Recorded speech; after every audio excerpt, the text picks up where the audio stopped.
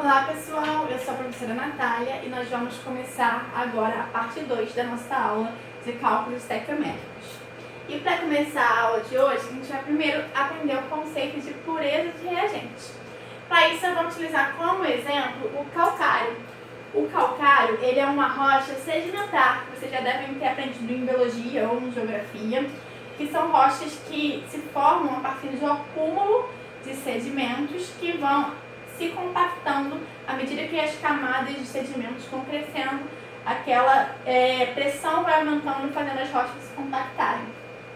E o calcário ele é muito utilizado na agricultura para corrigir a acidez do solo, já que o componente dele é o carbonato de cálcio, que tem propriedades básicas, então ele pode ser usado sem causar nenhum mal, nem ao solo, nem às plantas, nem a gente que vai se alimentar das plantas, certo?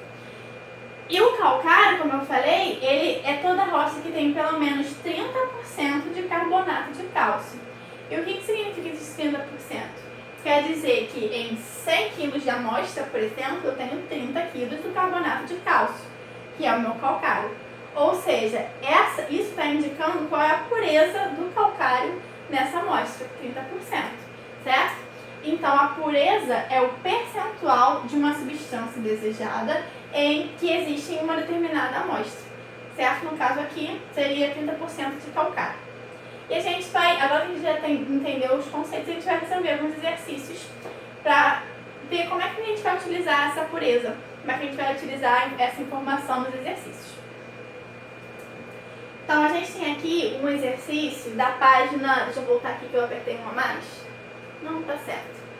A gente tem aqui o exercício da página 349, tá? O exercício número 10. Então, vamos lá.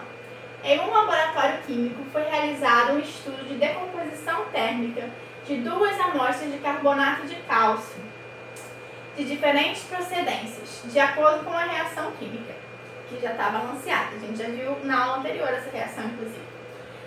A amostra 1, que está aqui na tabela, era uma amostra padrão constituída de carbonato de cálcio puro, ou seja, 100% de pureza.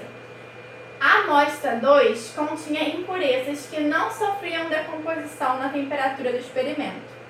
Utilizando aparatos adequados para um sistema fechado, foram determinadas massas dos sólidos no início da decomposição e as massas dos sólidos e dos gases resultantes no final da decomposição. Os valores estão na tabela. Então, a gente vai resolver primeiro a letra A. Determine o valor de X na tabela e qual lei ponderal justifica esse cálculo. A lei de Lavoisier ou a lei de Proust. A gente está vendo que, pelo enunciado, foi feito em um sistema fechado, certo? E eu tenho aqui a massa inicial dos reagentes e a massa final dos produtos, certo? Que lei é essa? Essa aí é a lei de Lavoisier, a lei da conservação das massas, que diz que a massa inicial é sempre igual à massa final. Então, por isso que eu coloquei isso aqui, ó. No meu experimento 1, a massa inicial é 40 e a massa final é X mais 17,6, que vai ter que ser igual a 40, já que é a lei da conservação das massas, certo? Resolvendo isso aí, a gente vai achar que x é igual a 22,4. Então, eu já tenho aqui minha resposta. Eu vou manter agora, no próximo slide, a minha equação e a minha tabelinha para a gente resolver a letra B. O que tem na letra B, então? Determine o teor percentual de carbonato de cálcio na amostra 2. Apresente os cálculos efetuados. Então, a gente quer saber, se a gente quer saber o teor percentual, a gente quer saber a pureza do carbonato de cálcio, certo? Então, eu vou resolver mais uma vez por regrinha de 3. Vou utilizar duas regrinhas de 3. Primeiro, vamos olhar aqui, ó.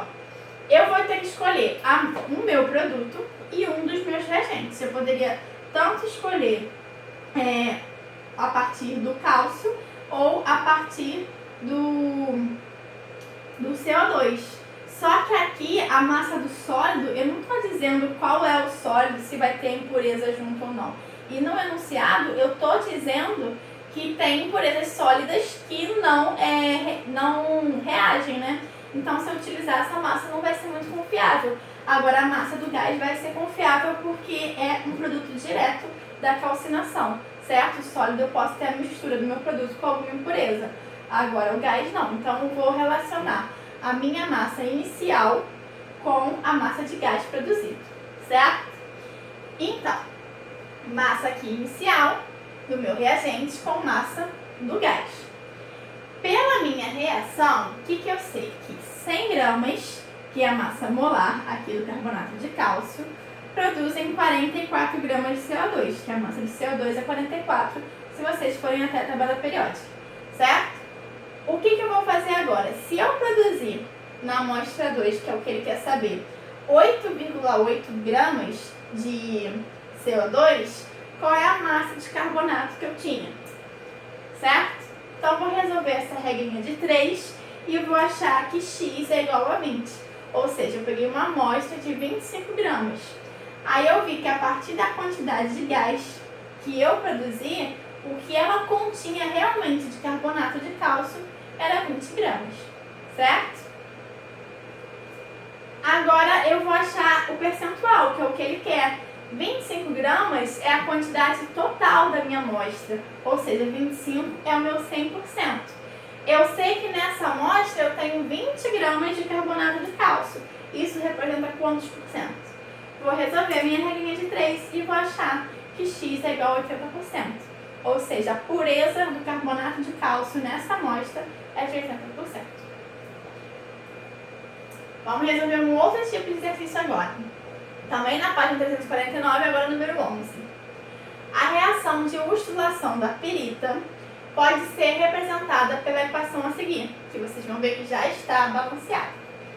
Considerando que o processo de ustulação ocorra nas condições normais de temperatura e pressão, é correto afirmar que o volume de SO2 produzido na reação de 600 gramas de pirita, que apresenta 50% de pureza, é... Então, vamos lá. Eu estou dizendo que essa pirita, que é o meu FeS2, sulfeto de ferro, ela apresenta 50% de pureza. Então, se eu tenho 600 gramas, somente 50% são realmente do meu reagente. Então, a primeira coisa que eu vou calcular é quanto que é 50% de 600. E eu vou achar 300 gramas. Ou seja, essa é a quantidade real de sulfeto de ferro que eu tenho na amostra. Depois que eu fizer isso, eu vou montar a minha regrinha de 3. Então, o que eu preciso relacionar? Eu vou relacionar a massa do sulfeto de ferro e eu quero saber qual é o volume de SO2 produzido. Pela minha reação, ele já deu aqui, ó, o sulfeto de ferro tem massa 120. 120 é a massa de 1 mol. Aqui eu tenho 4 mols, então eu vou ter que multiplicar por 4, certo? E o volume na ICNTP de 1 mol é 22,4. Como aqui tem 8 mols, eu vou ter que multiplicar 22,4 vezes 8, certo? Então, 120, massa do sulfeto de ferro, vezes 4 mols, que é o que balanceia a equação, e 22,4, o volume de 1 mol na CNTP, vezes 8, que é o coeficiente que balanceia a reação. Então, vamos lá, vamos completar essa regrinha de 3. Eu quero saber qual é o volume produzido de SO2, X, e a massa, minha massa real, são os 300 gramas de sulfeto de ferro. Vou resolver essa regrinha de 3 e vou achar que X é igual a 112 litros. Então, a nossa resposta é a letra B. Vamos fazer mais uma? Não, agora não tem mais uma. Antes do nosso próximo exercício, nós vamos entender o que é rendimento. Vamos voltar para o pão de queijo, certo? Tenho aqui a minha receitinha de pão de queijo que a gente viu lá na outra aula, que de acordo com essa quantidade de cada ingrediente, a gente pode produzir 30 unidades de pão de queijo. A gente também já falou que a cozinha, né? Tudo que a gente faz na cozinha é uma reação química, certo? Então, do mesmo jeito que acontece aqui, que durante uma receita pode acontecer problemas, nas reações químicas também podem acontecer alguns problemas. Vamos pensar aqui no pão de queijo.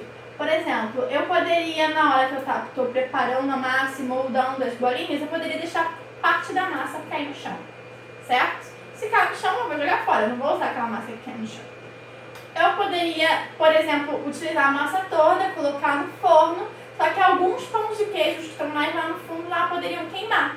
Então eu vou jogar esses fora também, porque ninguém vai querer comer um pão de queijo queimado, certo?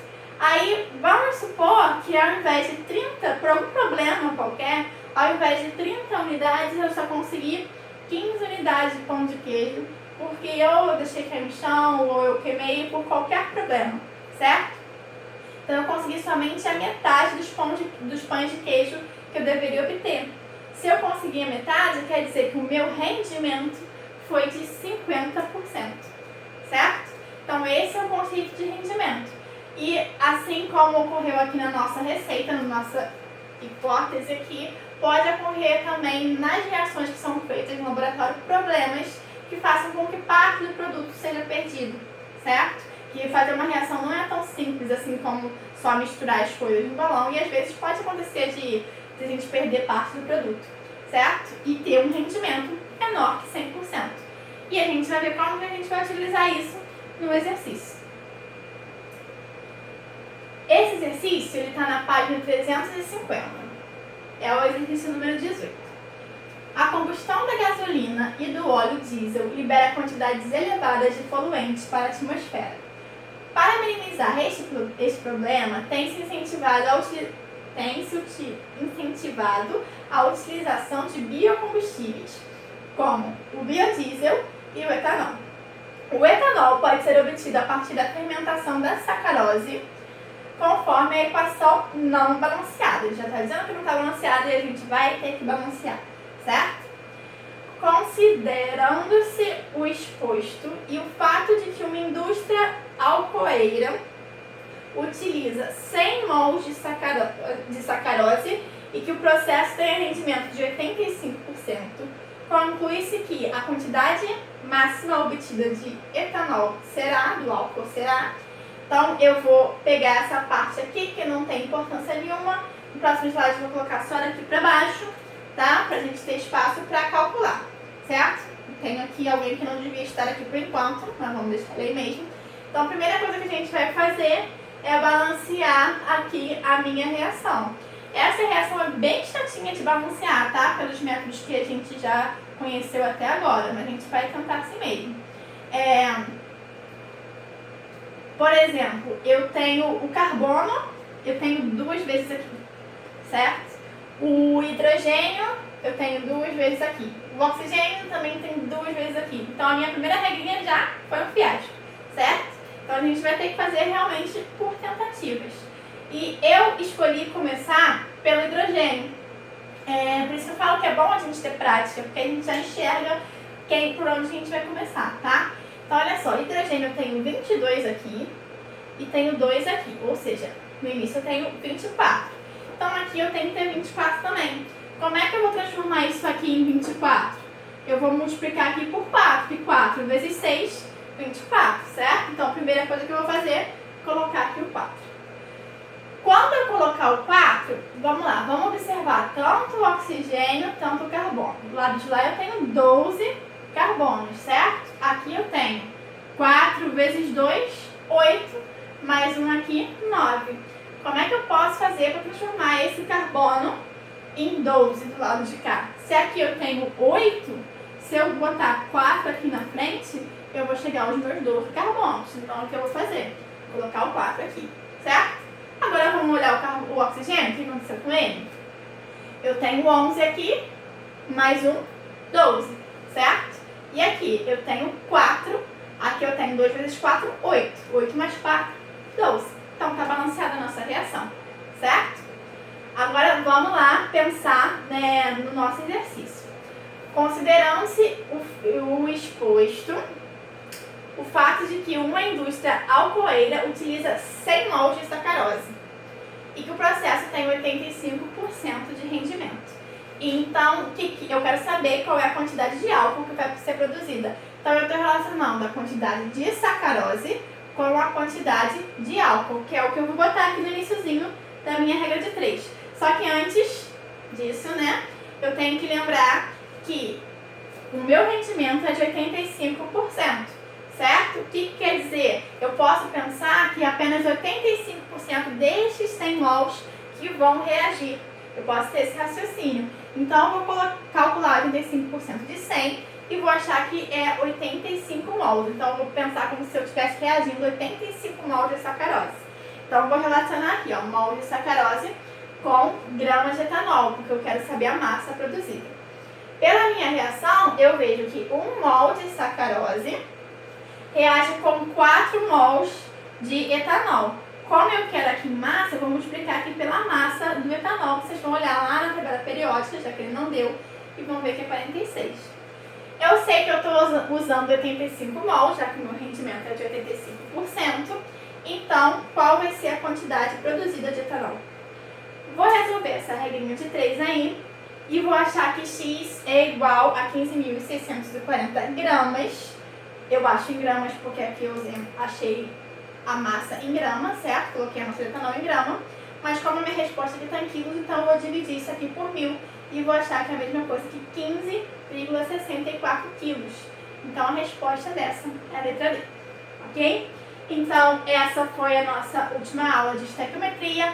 Mais pra frente, nas aulas de revisão, a gente deve fazer outros exercícios e eu preciso que vocês pratiquem, tá? Aquela mesma historinha que eu sempre conto. É bom vocês raciocinarem com a cabeça de vocês e não estarem acostumados só com o que eu estou raciocinando, ok? Então, bons estudos e até a próxima!